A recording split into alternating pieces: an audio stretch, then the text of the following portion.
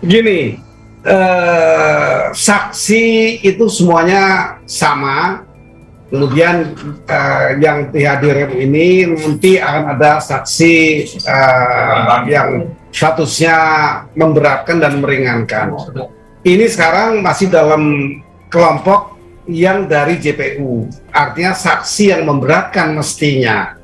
Tetapi kalau di kesaksian masing-masing saksi ini berbeda-beda ya. Seperti tadi saya dengarkan perbedaan mengenai senjata ini milik siapa, dikuasai oleh siapa, karena yang memiliki izin untuk menggunakan tentu bisa saja satu satuan itu bisa kadang-kadang saling digunakan bersama-sama. Nah, ini memang merupakan satu hal yang sulit kalau keterangannya berbeda. Namun saya mencoba untuk menggambarkan bahwa saksi yang ada di persidangan ini kalau dikelompokkan ada dua. Satu saksi fakta, yaitu saksi yang ketika itu ada di sana dan melihat semua peristiwa termasuk melihat senjata itu. Kelompok yang lainnya adalah saksi yang tidak terkait tetapi saksi yang tidak di situ, tidak ketika peristiwa itu tapi tahu dan bersama-sama ya. Saya akan mengatakan kalau saksi fakta yang juga sebagai pihak terdakwa yang dianggap masuk di 340 atau perencanaan itu ada 5 di sini, yaitu FS, Putri Cendrawati, kemudian Bribka RR, kemudian Kuat Maruf, dan ada Bribka Richard Eliezer. Ya, ada 5 yang menjadi saksi, tapi sesungguhnya dia juga terdakwa pasalnya 340, subsidiar 338, Yonto 55. Nah, ini kira-kira yang perlu diperhatikan. Kalau ada perbedaan, tentu kita akan melihat kedudukan yang bersangkutan sebagai apa. Kalau yang bersangkutan sebagai saksi fakta, saksi yang ada ketika itu di tempat itu, yang menjadi persoalan dalam sidang ini, ya itu tentu lebih memiliki kekuatan.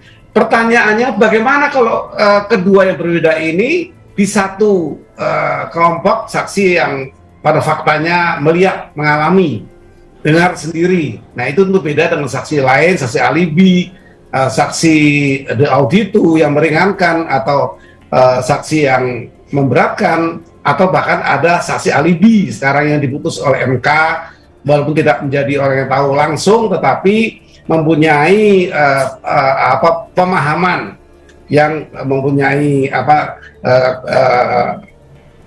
keadaan yang berkaitan dengan perkara itu. Oke, jadi kalau bisa saya tegaskan begitu, Anda belum menangkap bahwa ini bisa memperberat atau meringankan posisi terdakwa dari keterangan para saksi yang hadir hari ini?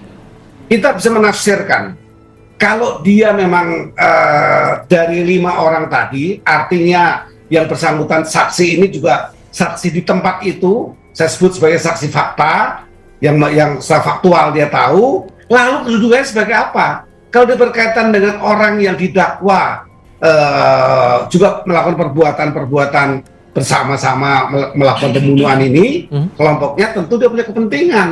Nah, ini tentu diperhatikan, saksinya bisa berbeda dikaitkan kepentingan. Ini perlu diperhatikan, yang tidak bisa dipastikan tapi dapat ditafsirkan sekarang ini. Kemana arahnya, dan hakim sangat tahu. Hakim jaksa akan sangat tahu. Kalau begitu kita coba ulas satu persatu. Ini keterangan saksi pertama yang mungkin jadi sorotan adalah keterangan dari mantan ajudan Sambo, Azan Romer, yang membenarkan melihat senjata jenis HS itu jatuh dari kantong celananya Sambo sesaat sebelum kematian Yosua. Nah, apa yang bisa diungkap dari keterangan saksi ini, Prof? Yang bersangkutan tidak termasuk 5 terdakwa yang berkaitan dengan pembunuhan berencana. Yang bersangkutan tidak masuk nama itu di 5 yang saya sebut tadi. Artinya keberadaan dia di sana lebih bisa dipercaya, karena dia tidak beban bahwa dia nanti akan menjadi terdakwa atau saksi mahkota dalam urusan ini tentang senjata ini. Artinya dia tidak beban, sehingga keterangannya tentu akan dipandang sebagai lebih objektif, tidak ada kepentingan. Tetapi kalau saksi yang satu di antara 5 tadi tentu punya kepentingan untuk menghindarkan diri, untuk melepaskan dirinya. Ada latar belakang itu, paling tidak itu tafsir-tafsir sebelum nanti dilengkapi dengan ahli Karena setelah ini kita perlu mendengar ahli. Dari keahlian yang mana? Kalau keahlian tentang administrasi, kepolisian, tentang pendistribusian senjata, dia akan lebih tahu, oh senjata merek ini memang digunakan untuk nama ini dan tidak boleh digeraktangankan. Berarti berkaitan dengan relevansi atau dengan kebenaran yang bisa dikaitkan. Nah, di sisi lain, dalam sidang itu, Verdi Sambo membantah bahwa senjata yang dipegangnya itu adalah jenis HS-9, tapi Wilson Combat. Nah, dari keterangan atau bantahan yang disampaikan oleh Sambo ini, Anda menilai bahwa ini upaya dia untuk melawan bahwa tidak terbukti sebetulnya ada upaya pembunuhan berencana di situ?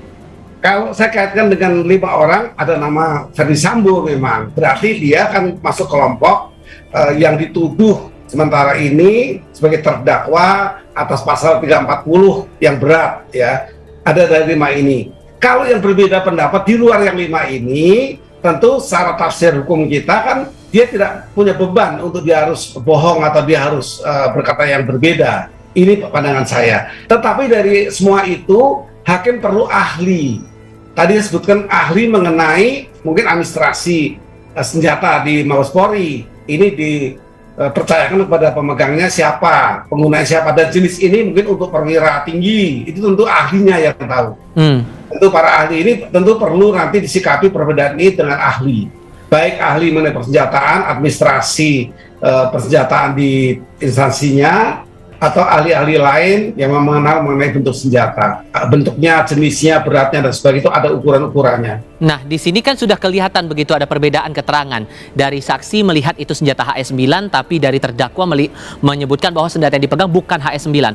Apakah kemudian perlu dalam persidangan ini menunjukkan rekaman CCTV sesaat sebelum upaya pembunuhan berencana itu dilakukan? Ya, kalau sedikitnya ada, kan saya dengar udah dirusak, maka diganti softwarenya. Tetapi saya lebih memilih pandangan diperlukan kedatangan saksi ahli untuk memastikan, untuk menentukan baik bentuknya. Kalau ada rekamannya, nanti dari rekaman tadi, kalau tidak ada ya mungkin berdasarkan data-data yang ada di instansinya. Oke. Jadi bisa kalau dengan keterangan saksi ahli itu, maka bisa ditegaskan kalau betul kemudian HS-9 itu yang dipakai, maka jelaslah bahwa ada pembunuhan berencana di situ. Ya, ditambah lagi yang berbeda itu siapa. Kalau di kelompok 5 orang yang menjadi terdakwa 340, tentu ini mempunyai kecenderungan ya dia tentu ada sesuatu yang diperlukan keterangannya berbeda. Sementara kalau tidak masuk 340, yang disebut tadi hanya ajudan, ya tentu dia tidak punya beban bahwa dia sebagai terdakwa di 340, seperti itu. Oke. Keterangan lainnya juga menarik untuk dicermati adalah keterangan dari salah satu petugas bank, Anita Amalia. Disebutkan bahwa ada transaksi dengan nilai uang 200 juta rupiah dalam rekening Yosua ke rekening Ricky Rizal. Bentuknya transfer begitu. Nah, Ricky kemarin langsung mengungkap atas perintah Putri Sambo transaksi itu dilakukan. Nah, Sambo bilang itu uang miliknya. Anda menangkap ini maksudnya ke arah mana nih? Ya, saya akan mengatakan bahwa orang yang mempunyai kewenangan untuk memindahkan, orang mempunyai kewenangan untuk bisa menyetor sejumlah itu kepada rekening tertentu, itu tentu perlu diperiksa di situ. Tetapi apakah ini ada di dakwaan? Kalau tidak didakwakan, ya tentunya JPU kembali akan mendatangkan saksi-saksi lain, bukan orang di bank yang tergantung kepada surat kuasa. Tentunya lebih berwenang untuk memberikan izin, ya. Di sini tentu Menteri Keuangan dan Jaksa Agung ini kalau terkait dengan nominal simpanan. Itu baru dapat diketahui nanti. Lalu kalau sudah menyebut nama orang seperti Putri Chandrawati, tentunya nanti JPU akan kembali cross check itu, mengevaluasi lagi. Ketika di BAP itu apa bunyi penyidikan, kemudian sehingga tidak bisa masuk di dakwaan.